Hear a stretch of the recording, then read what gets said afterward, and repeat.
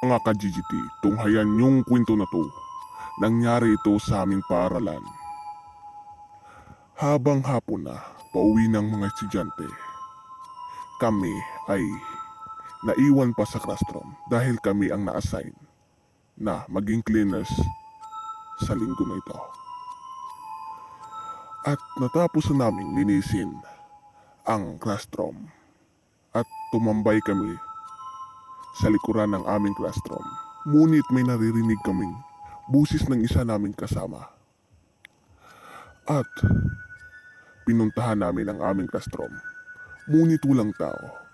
At sabi ng isa, umuwi na daw ang kaklase namin kabusis ng sa loob ng classroom.